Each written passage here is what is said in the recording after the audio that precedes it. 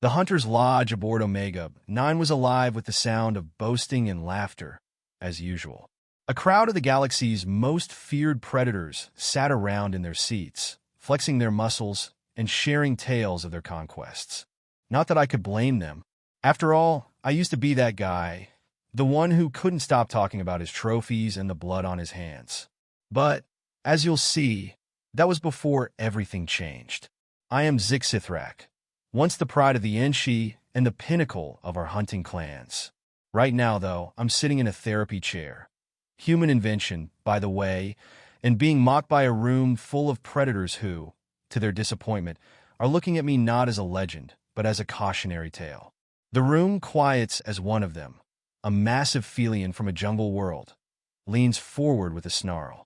Tell us, Zix'ithrak, how did you fall from grace? How did the galaxy's most feared predator end up in a cushy chair, surrounded by weaklings like us? I shoot him a glare, my compound eyes narrowing in a way that probably looks more dramatic than I intend. I ignore the sarcastic chuckles and clear my throat. Fine. You want the story? I'll tell you. The other hunters settle back, eager for the show. They already know the plot. They just can't get enough of it. The story of my fall. But like a crowd at a gladiator match, they can't look away. It all started one standard cycle ago. I continue, my crystalline exoskeleton glinting as I recall the events. I had just bagged the ghost leopards of Proxima 9, a walk in the park, really, when I heard the rumors about a new species making waves in the galaxy. Humans, they called themselves. A shiver runs through the crowd. Some of them absent-mindedly touch the scars from their encounters with these humans. Yeah. Now you all act so wise. I wave dismissively, trying to downplay their reaction. But back then, I thought the same as you. I thought they were just another species of clever prey, just another challenge to add to my collection.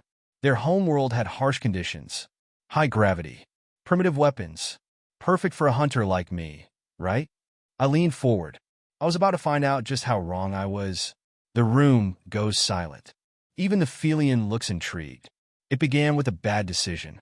A classic, really, I say with a grin. You see, everyone else was betting I couldn't hunt them. The wagers were ridiculous. How long would it take me to bag one of these death wielders, they said. Some even tried to sell me insurance. Insurance for hunting.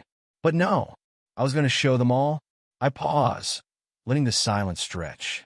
The hunters around me are on edge, waiting for the punchline. I set course for their newest colony, New Eden. Sounds innocent enough, right?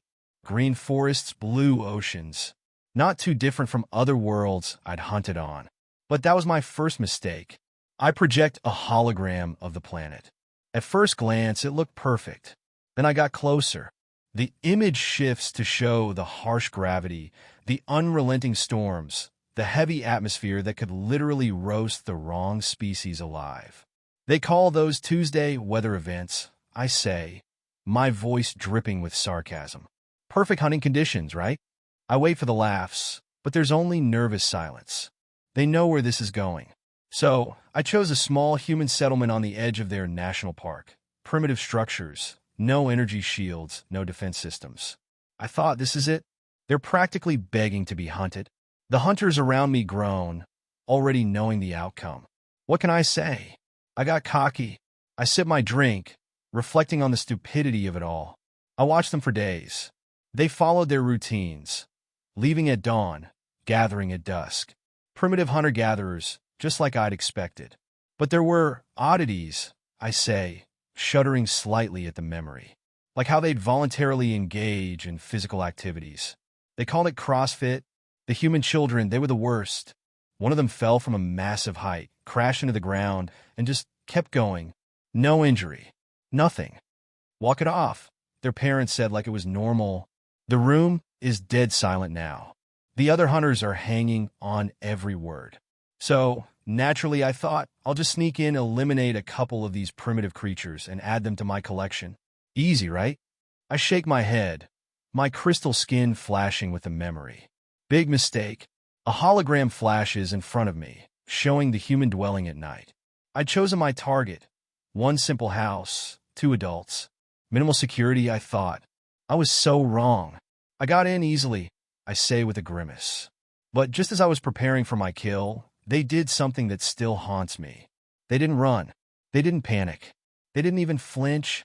I pause. They fought back. The hunters gasp. I smile grimly, remembering the chaos of that night. And that, my friends, is why I will never hunt humans again. Because they are not just prey. They're predators in their own right. I sit back in my chair, my audience completely silent, their eyes wide. The lesson has been learned. The hunter's lodge is eerily quiet now. The air is thick with the weight of my words, as if every predator in the room is digesting the fact that they've been completely outplayed by the humans, a species they had all, at one point or another, underestimated. I lean back in my chair, taking a slow sip from my drink, letting the tension hang in the air like an impending storm. Where was I? I asked, though I already know the answer. The other hunters, still reeling from the previous chapter, are now waiting for the next part of the story, the part they know is coming but don't want to hear. I give them a moment to squirm, then continue. So, there I was inside the human dwelling, the perfect opportunity at hand. But instead of running or screaming, they fought. A nervous chuckle ripples through the crowd, like they're all trying to brush off the discomfort my words have caused. What happened next? The Felian asks, unable to contain his curiosity. I lean forward, my eyes narrowing. That's the part one never saw coming. It all happened in the blink of an eye. 1 second, I was crouched in the shadows of the dwelling, watching the two humans, a man and a woman, sitting by a fire, completely unaware of my presence. The next, I felt it a chill down my spine, not from the temperature, but from a sudden, unnerving awareness that something was wrong. Before I could react, the man jumped up, grabbing something from the wall, something I swore was a simple tool at first glance. But it wasn't. No, it was a weapon. A crude-looking device with what I later learned to be a high-powered electric discharge capability. I had seen primitive energy weapons in my travels, but nothing like this. Nothing this fast. He aimed it directly at me and fired. I was already moving before I realized what had happened. Reflexes honed over centuries of hunting kicked in. I leapt into the air, narrowly avoiding the blast. But the charge singed my crystalline exoskeleton. You have to understand, Zix'ithrak, was supposed to be the predator. I was supposed to be the one in control. But for the first time in my life, I was fighting for survival. It wasn't just the weapon that surprised me, though. It was their calm. They weren't terrified. They weren't even flustered. They were simply prepared. The woman stood up then, pulling a knife from her waist. A hunting knife, sure, but in her hands, it was as deadly as a plasma blade. She didn't hesitate. She lunged, aiming for my throat. I dodged, just barely.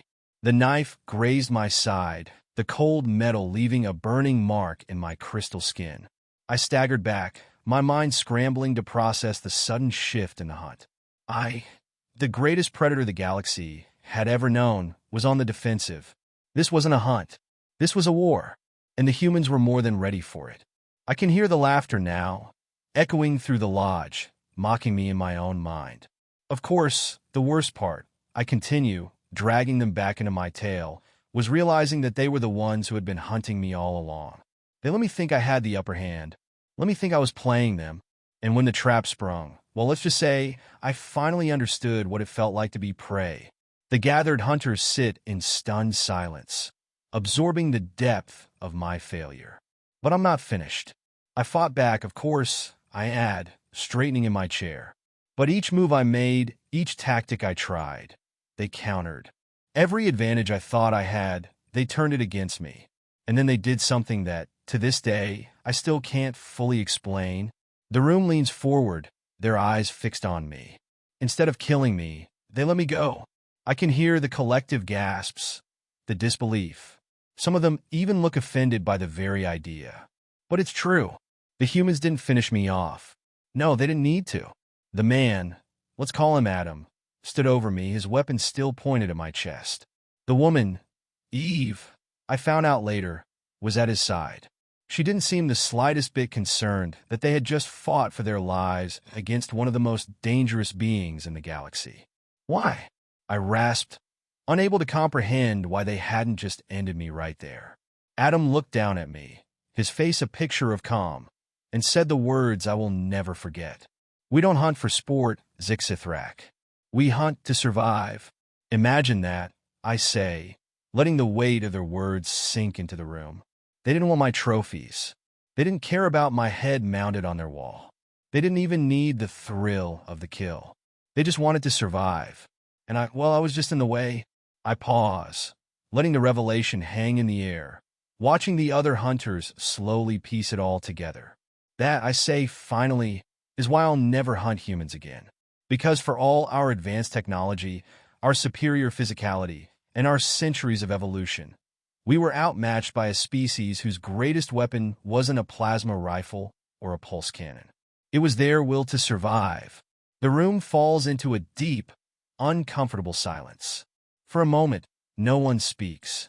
Then, one of the older hunters, a grizzled Zarkian with scars crisscrossing his face, finally speaks up. "So, what now?" he asks, voice rough but curious. "You gonna retire? Hang up your hunting gear and become some soft-spoken philosopher?" I look at him, my eyes narrowing. "No," I reply, a slight grin pulling at my crystalline lips. "But I will hunt with respect from now on. And maybe, just maybe, I'll start looking at what I'm chasing and why." The room stirs, and for the first time in years, there's something in the air that wasn't there before. Respect. I sit back in my chair, the story told. The laughter fades into thoughtful murmurs. As the hunters around me discuss, the room feels different, almost as if the galaxy's most feared predators just learned a valuable lesson. Sometimes, the most dangerous prey is the one you least expect. And sometimes, it's the hunt that hunts you. The Hunter's Lodge, once full of smug arrogance and boasts of the wildest hunts across the stars, has fallen into an odd kind of hush. My tale has left a mark, but there's something more in the air than just silence. It's thoughtfulness, the kind you can taste, like the aftershock of a sudden realization. But I'm not about to let them off the hook just yet. I lean forward, resting my elbow on the arm of the chair, and glance around the room. There's that look again, a mix of disbelief and fascination, and just a hint of envy. Even the bickering Nixon clan has quieted down. Their shimmering crystalline forms, once radiating confidence, now seem almost uncertain. They're trying to process something they've never had to before. Humility. So, I say, letting the word hang between us. What's it going to be, hunters? How many of you are ready to admit that perhaps, just perhaps, the galaxy's most dangerous predators aren't the ones with the sharpest claws or the biggest guns? A few of them shift uncomfortably, but one voice cuts through the tension, a familiar one. The Felian, always the first to speak when he thinks he has the upper hand. His voice drips with sarcasm, like a venomous snake ready to strike. "So, Zix'ithrak, you've gone soft, huh? Trading trophies for tea parties with humans? What's next? Handing out flowers and hugs instead of plasma rounds?" I don't flinch. In fact, I smile. "You think this is about softness?" I ask, my tone low, almost too calm. "Let me tell you something, HFY. Strength isn't always about tearing things apart. Sometimes, the real strength lies in knowing when to leave them whole." There's a moment of silence. Then a few nervous chuckles, but they're not as sure of themselves as they were a few moments ago. HFY snorts, but the smugness has gone from his voice. "So what are you saying, old friend? You're going to spend the rest of your days sipping human drinks and trading stories around a campfire?" I stare him down, unblinking.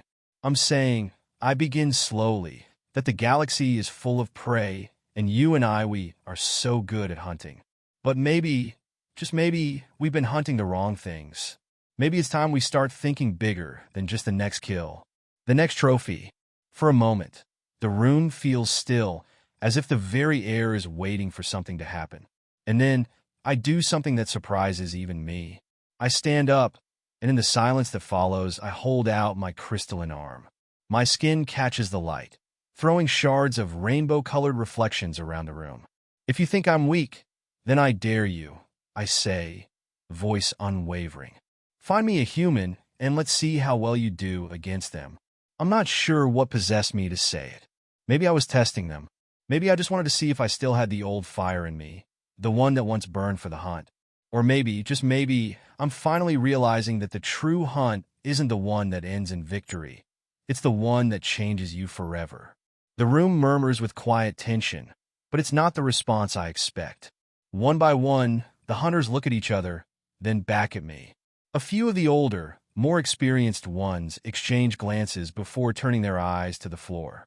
Charzi is the first to break the silence. Fine, but you owe us a round of drinks when this ends.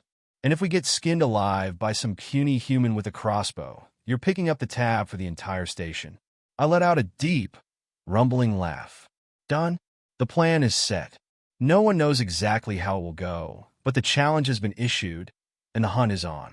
A team of 3, myself included, will head to New Eden's frontier and find out just how far the humans are willing to go to prove their mettle. It's a gamble, but one I'm willing to take. As we prepare for the journey, something strange happens. The usual brashness and arrogance of the hunters fades. There's a sense of something new in the air. Not fear exactly, but respect. And that's when it hits me. For the first time, I'm not just hunting to prove my superiority. I'm hunting to understand. And I'm bringing my fellow predators along for the ride, whether they like it or not. The next day, we land on New Eden, a planet that no longer feels like just another mark on the galactic map. This time it feels personal. The green forests stretch out beneath us like an endless ocean of potential. The sunlight filters through the canopy, casting beams of light onto the forest floor. My crew and I move cautiously, as if we've stepped into an entirely different world. And in a way we have. A familiar face steps out of the shadows, a human. He's tall, dressed in simple hunting gear, with a spear slung over his shoulder. He doesn't look like a predator. But then, neither did they at first. Zix'ithrak, right? The human calls, his voice calm but firm. I heard you were coming. That's me, I reply, feeling the old adrenaline stirring. You're the one who's been challenging my kind, I hear. He smirks, a dangerous glint in his eyes. Maybe. Or maybe I'm just here to show you what real survival looks like. I study him for a moment. This human Adam is different from what I expected. He's calm, controlled, but there's something else. Something primal. He knows how to survive in a way no other prey species does. I nod slowly, as if seeing the galaxy in a new light. All right, Adam. Let's see if you can teach me something. The hunt begins. But this time, it's not about trophies. It's not about who's faster, stronger, or more lethal. It's about survival. And for the first time in my life, I'm starting to understand what that truly means. The forest hums with an energy that feels different from anything I've experienced in the depths of space. The air is thick with moisture, the scent of earth and green life clinging to every breath I take. New Eden is deceptively peaceful, but I can sense the tension beneath the surface. It's a place where even the most skilled hunters might find themselves outmatched. Adam leads us through the dense underbrush without a sound. His steps are quiet, almost unnatural for someone with human biology. The others, myself included, can barely match his pace, and that annoys me more than I care to admit. Behind me, the rest of the team is struggling. Charzi, the Felian, growls in frustration, his claws scraping the bark of nearby trees as he tries to maintain his footing. The Nixon hunters, once so proud of their superior agility, are now cursing under their breath as they trip over vines and rocks. This is not the hunt they imagined. This is something else entirely. Keep up! I snap at them, but my voice feels hollow, even to my ears. This is no longer about showing off, no longer about demonstrating how superior we are to lesser species. It's about surviving. The human, Adam, pauses up ahead, crouching low and peering into the foliage. His eyes dart around with a level of focus that sends a strange chill down my spine. I've fought predators across the galaxy, great apex creatures, beasts whose very existence is a testament to the cruelty of nature, but none of them had this kind of quiet intensity. The way Adam moves, how he calculates every step, it's like he's part of the forest itself. He turns his head to look at me, his expression unreadable. You know, the first mistake most hunters make here is thinking they know the land. This place is alive. It doesn't follow the rules you're used to. I snort. We don't follow rules. We make them. Adam doesn't respond immediately. Instead, he shifts his weight to one knee, his spear held in both hands like an extension of his body. He doesn't look at us. He doesn't need to. He's listening to the land, feeling it, reading it in a way that I've never learned to do.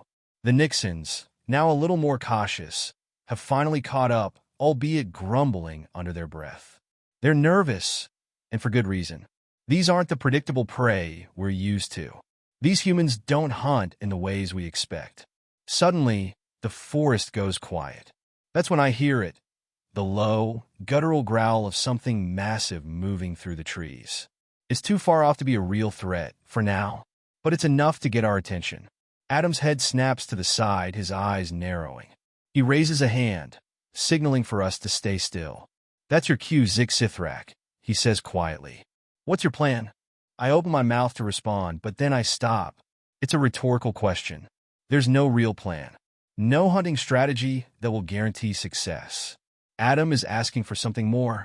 He's challenging me to think differently, to use the skills I've honed over centuries in new ways. It's time to stop relying on instinct alone. I need to adapt. I take a deep breath, my crystalline exoskeleton humming with the familiar buzz of anticipation. We'll move in slowly. Let's use the environment. Cover, shadows, sound. This isn't about brute force. It's about precision. Adam gives me a sharp nod. Good. But don't forget, you can't predict everything. Sometimes you need to trust your instincts. I turn away and gesture for the team to follow. They've learned to keep their distance by now, but I can feel their eyes on me as I lead them further into the underbrush. Adam falls in behind me, his presence barely noticeable as he moves with uncanny grace. We get closer to the growling sound. It's not the roar of a predator, but the low rumble of something that doesn't belong here. My senses are on high alert. I can't pinpoint exactly what it is, but I know it's dangerous. I motion for the team to stop. We've reached the edge of a small clearing, the trees parting just enough for us to see what's making the noise. It's a beast, but not the kind we expected. It's a creature I've never seen before, with armored plates covering its body and long, powerful legs that can leap across the terrain with terrifying speed. Its head is the size of a small shuttle, and its glowing eyes scan the clearing with an unnatural intelligence. The beast's growl morphs into a hiss as it picks up on our scent. Perk Charzi bares his teeth. That's a Xylarian, extinct for over 200 years. What's it doing here? Adam doesn't answer right away. He's studying the creature, his gaze calculating.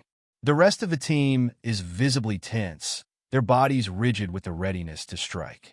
But Adam raises his hand, stopping them. "Not yet," he says. "This thing, it's not hunting us. It's scared.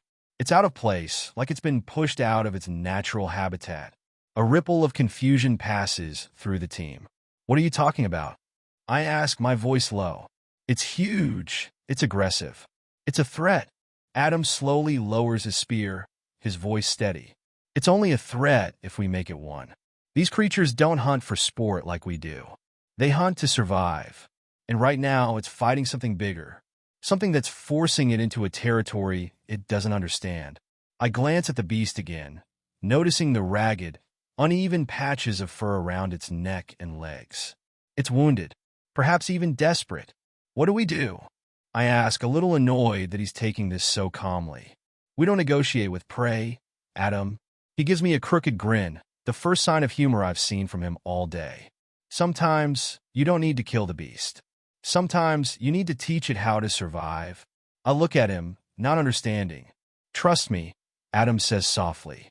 "The true test isn't in how we fight. It's in how we understand the fight. For the first time in my life, I'm forced to set aside my instincts. Instead of stalking, instead of killing, I watch, listen, and wait. And slowly, something remarkable begins to happen. The beast, its growl becoming softer, seems to calm, its eyes locking with Adam's for a moment. And in that fleeting exchange, I realize this human isn't just hunting. He's changing the game. And suddenly, I'm not so sure whether we're the predators or the ones being hunted.